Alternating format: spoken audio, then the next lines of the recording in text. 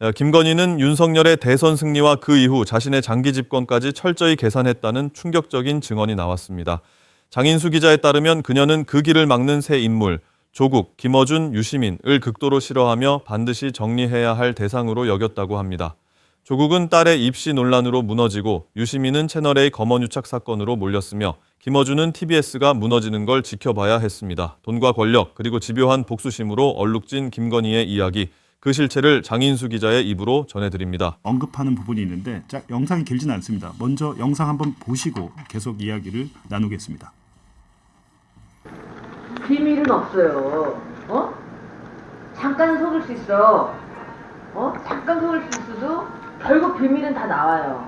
나중에 나와요. 조국도 왜 이렇게 됐는지 다 나와요. 그러면은 저 누님이 정신병자가 아니었구나. 내가 정신병자라고 하는 얘기가 아니야.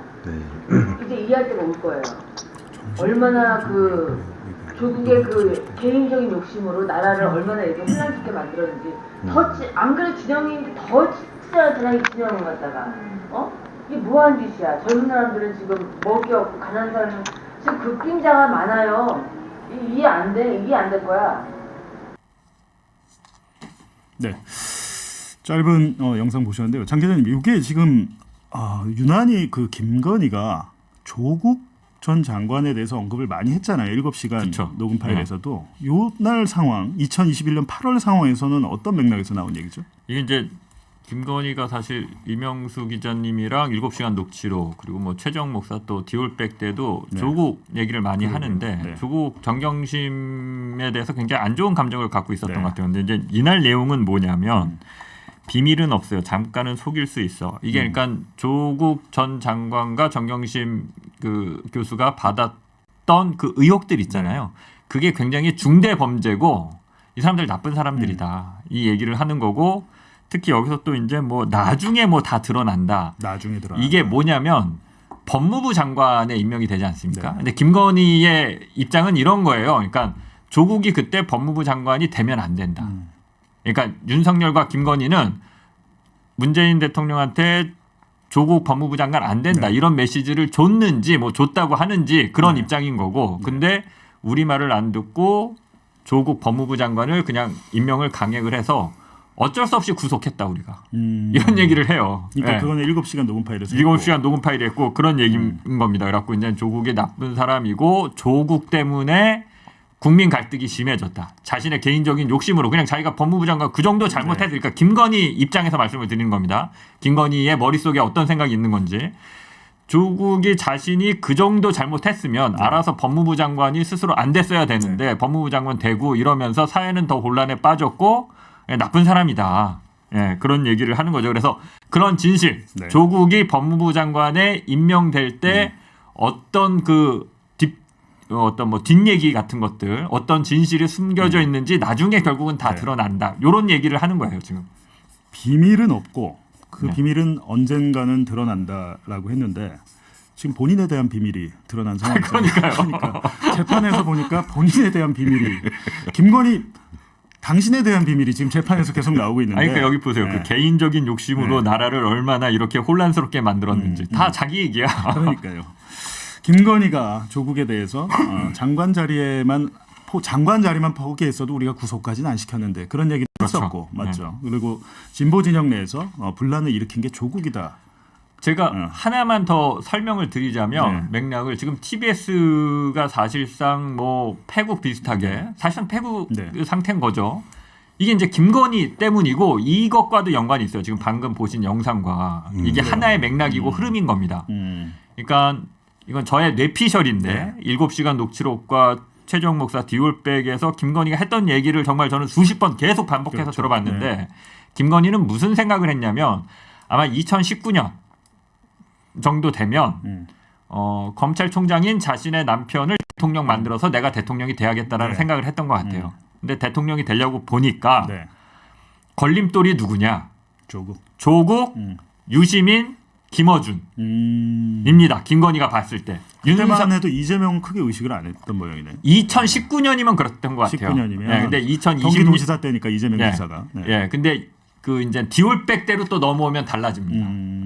이재명 이제 대선 후보로 급부상되고 하면 이재명도 상당히 의식하는데 요 당시 보면은 어찌됐건 좀 그렇게 의식을 했던 것 같아요. 네. 김건희는. 그래서 2019년에 검찰이 사실상의 검란인 조국 수사를 네. 통해서 조국을 본인들 입장에서는 제거한 거죠. 제거한 거죠. 그다음에 2020년 초에 뭐가 있었습니까? 채널A 검언유착 사건은 사실은 유시민을 날리기 위한 공작이었죠. 그 장 기자가 보도했잖아요. 그렇죠. 네. 그러니까 저는 김건희의 그 집권 플랜을 네. 검찰이 착착착 수행했다고 봐요. 그 다음 걸림돌 누굽니까? 김어준을 계속 공격했어요. 그래서 김어준을 그렇죠. 공격하는 와중에 물론 이제 나중이긴 하지만 결국 TBS를 저기 폐쇄시키는 그렇죠. 방법으로 집권하고 가장 먼저 한 일이 TBS. 이게 김건희의 플랜이라고 저는 확신합니다. 그렇죠. 예. TBS도 그렇고 YTN 민영화도 그렇고 그 최근에 그 김건희 예. 녹음 파일 YTN 기자한테 복수할 거야. 예. 복수할 거야. 진짜 복수했잖아. 그러니까 근데 이명수 기자한테도 복수를 굉장히 하고 싶었을 것 같은데. 저는 기본적으로 이명수 기자가 윤석열 정권에서 구속될 줄 알았습니다. 근데 제가 먼저 압수수색을 받고 난 억울하더라고. 그래, 아니 도이치모터스 그거 한 거는 그 시민보 기자인데 시민보 기자는 수사 한 번 안 받았어. 예. 저 같은 경우에는 네. 이제 22년도 당선됐잖아요. 네. 22년도부터 이제 김건희 이모, 네. 작은 이모, 큰 이모까지 내가 만나고 있었어요. 그러니까 작은 이모하고 친해져가지고 김건희의 그 박사 논문 네. 그게 이제 표절도 아니고 대필이다. 대필이다. 대신 써줬다. 대신 네. 써줬다. 그거를 저 보도합니다. 서울의 소리로. 그러니까 큰 이모가 나타납니다. 저한테. 이모가. 큰 이모가. 예, 그 대련 아파트 사는 큰 이모가 나타나서 저를 커버하는 거죠. 네. 야 이명수, 그 총선 끝날 때까지 아무것도 하지 마. 아무것도 하지 마. 초선. 이거는 지금 작년 상황이죠. 네, 작년 상황. 작년에 22대 총선, 그렇죠. 4월 총선 전에, 네, 전에 이모가 접근을 했다. 접근했죠. 그 말로만 듣던 혹시 그분이 숙자 이모? 숙자 이모. 이명수 기자에게 500만 원을 빌려서 아직도 안 갚고 있는 예. 우리 숙자 이모. 그렇죠. 네. 예. 숙자 이모가 이 방송 보고 있을 수도 있는데 나중에. 아 그래 그 이모 지금 이제 뭐 그 부계정을 해가지고 뭐 우리 서울의 소리나 내 채널이나 장윤수 기자님 채널이나 해서 나쁜 댓글 많이 쓰고 있을 겁니다. 복수해야 되니까. 예. 근데 그 숙자 이모가 이명수 기자한테 달콤한 제안을 했죠. 네.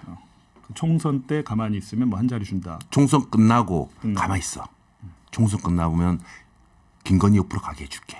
그 대통령실로. 그렇죠. 어. 관저 누나 바로 옆 측근으로 네. 간다는 제안을 받고 이거 진짜 내가 이 집 사기꾼 집구석 내가 잘 알잖아요. 진짜 내가 거짓말인가. 네. 또 이틀 있다 또 만나요. 내가 일부러 만나. 진짜인지 거짓말인지 또 녹취해야 되니까. 아. 그래서 이모를 만나서 이모 내가 만약에 건희 누나 옆으로 가면 건희 누나 옆에 있는 내시 새끼들이 나를 시게 할 거다. 그래서 그러지 말고 저기 강원도 뭐 시골 같은 데 보면 공기업 중에 이름 없는 데 있다. 그런데 좀 넣어달라 그래요. 제가. 그러니까 청탁인데? 네. 내가 그런 식으로 얘기해요. 그래? 그러면 이력서 써와 그러는 거예요. 어? 이력서? 이력서 써오라고. 네, 보고 공격 이력서. 가려면. 그 김건희 그 임기 초에 막 이력서 받고 난리했잖아요. 그 지네들 그 애들 뽑는다고 그랬죠. 이력서 네. 받아가지고 우리하고 사주가 맞니 안 맞니 그거 갖고 그랬잖아요. 그거 김건희하고 똑같아 이모도 이력서를 이제 김건희한테 토스하겠죠. 그래서 내가 아니 살면서 내가 이력서 써본 직장 생활하면서 이력서 써본 적 없거든요. 그래가지고 이력서 뭐 경력이 별로 없다. 고졸 출신이고 그러니까 저한테 했던 얘기가 이모가 가라로 적으면 되지.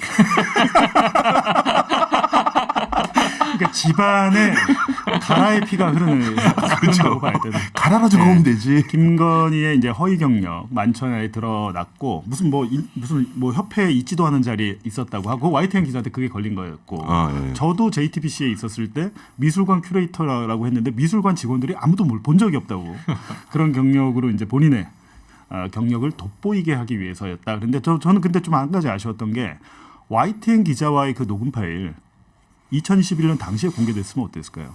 그 왜 그때 저는 사실 YTN이 공개 안 했는지 모르겠죠. 그렇죠. 뒤늦게 이제 와서 공개하는지. 그러니까 좀 기자들이 비겁해.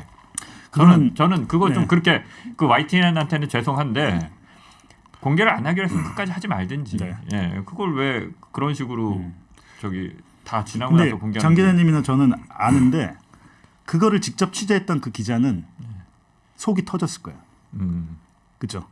그 기자는 뭐 그 그랬을 녹음 수 파일을 있죠. 공개하고 네. 싶었을 겁니다. 근데 위에서 누른 거죠. 그래갖고 이제 거기서 이력서를 좀 돋보이게 하기 위해서 그거만 이제 자막 처리, CG 처리로 이제 반론을 했었는데요. 이명수 기자 말로는 김건희 씨가 그렇게 싫어한다는 3인방 중에 한 사람 유시민 작가 모셨습니다. 그런 근거 없는 소문들을 막 퍼뜨리고 소문이 있잖아. 아니에요. 예. 이명수 기자가 김건희 씨 여러 번 만났잖아요. 오랜 세월. 이명수 기자가 반복적으로 들은 이야기가 세 사람을 없애야 된다. 조국, 김어준, 유시민. 그 우리 집 앞에는 경군이 안 왔던데 그래서 아니 사복조 있어요. 사복이 있다고. 707 사복조 있습니다. 사복조가 갔는지 안 갔는지 일단 피하긴 피하셨어요? 옆집에 갔는데. 옆집에 겨우 전화는 많이 받으셨죠? 피하라고 아니요. 안 받으셨어요? 예, 저는 또 모르고 있다가 발표하고 막 한 20분 지나선가 누가 얘기해줘서 알았어요. 저는 전화가 막 쏟아졌어요. 당장 피하라고. 도망가라고. 예. 일단 비상계엄이 나면 예. 이제 하느님 백보다 더 좋은 게 36개 백이라고. 우리 여러 잡히면 회차 안 됩니다. 예, 여러 회차 겪어본 사람들은 예. 뭐라도 하려면 일단 잡히지 말아야 되니까. 잡히면 어디 간지를 모르거든요, 사람들이. 자, 그리고 이번 사건의 당사자인 듯 아닌 듯 이 거론되는 한 사람이 있습니다. 이 조금 전 녹취에도 나왔던 유시민 이사장입니다. 일단은 신사장을 수사를 해도 그 서면 이런 거 위주로 가고 뭐 유명인들은 나중에 나오지 않습니까? 유시민은 뭐 이제 한 5월 말쯤에 어디 출국하겠죠, 뭐 이렇게 뭐 영국하겠다고 해서. 그 사람의 뭐 인천 들어가는 거 모르겠죠? 그 1년 전 이맘때쯤과 예. 지금의 유시민의 위상이나 말의 무게를 비교해봐요. 자, 이 신라젠과 검언 유착 의혹 사건이 불거진 후 언론과의 거리를 두었던 유 이사장. 이 검찰의 수사 심의 당일인 오늘 3개월 만에 입을 열었습니다. 그 이유도 설명했는데요. 오늘 검찰 수사심의위원회가 열린다는데 저보고는 오라 안 하더라고요. 그 저도 할 얘기도 좀 있고 이건 녹취록 보고 나서 좀 많이 이해를 하게 됐어요. 이 사건이 왜 일어났고 왜 이런 양상으로 전개되고 있는지. 그래서 그 얘기를 좀 하고 싶은데 이 언론의 인터뷰가 수사 심의라고 생각하고 나왔다라고 한 유 이사장. 자, 이어서 내가 하는 추측, 내가 그린 시나리오는 이렇다라면서 설명을 이어갑니다. 제가 그때 윤석열 총장하고 조국 사태 과정에서 엄청나게 싸우고 있었기 때문에 이런 거 가지고 좀 시비를 걸 수도 있을 것 같다는 느낌이 있었죠.